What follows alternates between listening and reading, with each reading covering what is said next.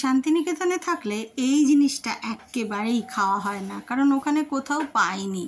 তাই জন্যে কলকাতায় আসলেই সাথে সাথে অর্ডার দিই আমার এই খুব পছন্দের জিনিসটা। আমার নয়, আমার মেয়ের, আমার মা কাকিমার, ছোটোবেলা থেকেই খাচ্ছি, ভীষণই ভালো লাগে। আগে তো মা কাকিমারাই বানিয়ে দিত, তারপরে নিজে রান্না করা শিখে গিয়ে নিজেই বানাই, আর ভীষণ ভালো লাগে খেতে।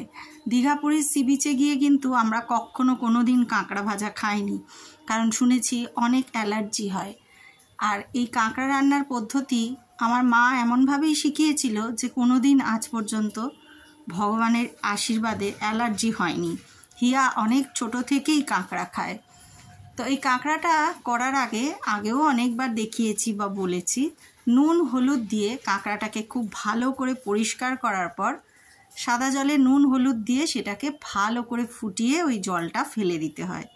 তারপরে পেঁয়াজ, আদা, রসুন, তার সাথে রেগুলার যা সব গুঁড়ো মশলা থাকে সেগুলো একসাথে পেস্ট করে রাখতে হয়। আর এটা যেটা দেখালাম, এটা কাঁকড়ার ডিম, বর্ষার কাঁকড়া তো, ডিম ভরা কাঁকড়া। তো সিদ্ধ করার পর নুন হলুদ জলে এই রকম দাঁড়ায় কাঁকড়াটা, একদম সিদ্ধ হয়েই গেছে ভেতর থেকে। আর আদার্স যে অ্যালার্জি হওয়ার যে সমস্ত জিনিসগুলো সেগুলো বেরিয়েই গেছে। এরপরে পেঁয়াজ, আদা, রসুন আর রেগুলার মশলা যেটা করে রেখেছিলাম মিক্সিতে, সেটা ভালো করে কষিয়ে তার মধ্যে টমেটো আর একটু চিনি, অল্প একটু চিনি না নুন ঝালটাকে ব্যালেন্স করে, সেই জন্য একটু চিনি দিই আমি। তো সেইটা দিয়ে ভালো করে নাড়াচাড়া করে তারপরে মিশিয়ে দিতে হবে সেই ডিমটা। বর্ষাকালের এই কাঁকড়ার ডিম খুবই লোভনীয়।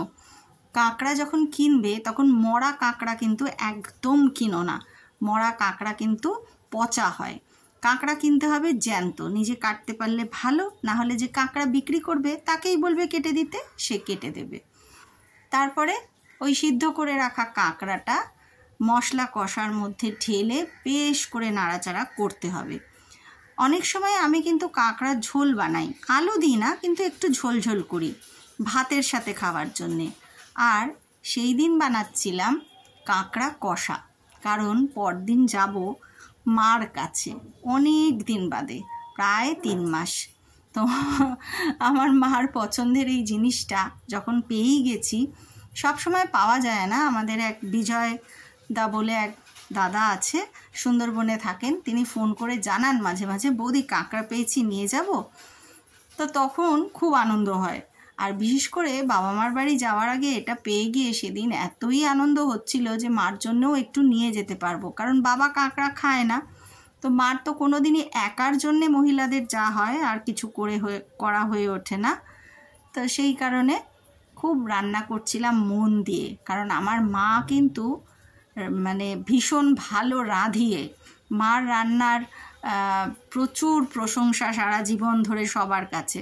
তো সেই কারণে আমি যে কেমন রান্না শিখেছি সেটা একটু মার কাছে গেলে একটু লাগে আর কি, ভয় এখনও। তা যাই হোক, অন্ধকার নেমে এসছিল, ডিনারটা জমে যাবে আজকে কাঁকড়া দিয়ে। আর আমার মেয়ে তো বারবার এসে চেক করছে কত দূর এগোলো। ভীষণই ভালোবাসে কাঁকড়া খেতে।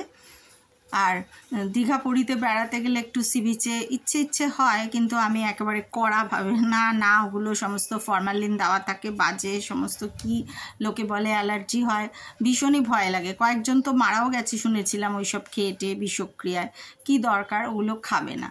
সেই জন্য অপেক্ষা করে থাকে কবে কাঁকড়া আসবে বাড়িতে, আর এগুলো তো চট করে রোজ রোজ হয় না। যাই হোক, গল্প করতে করতে কাঁকড়া কষা একদম রেডি, কষে শুকনো শুকনো একদম কাঁকড়া মানে করেছি। এই যতটুকু ঝোল দেখছো এইটা খানিক বাদে ঠান্ডা হলে আরোই টেনে যাবে, একদম গামাখা হয়ে যাবে। আর এই কাঁকড়ার ঝালটা ভাতের সাথে তো খাওয়াই যায়, এমনিও খাওয়া যায়, ভীষণই ভালো খেতে লাগে। আমি আজকে একটু ঝাল করেই বানিয়েছি, তবে বেশিটাই কাঁচা লঙ্কার ঝাল, আর লাল রঙটা হয়েছে অবশ্যই কাশ্মীরি লঙ্কার জন্যে।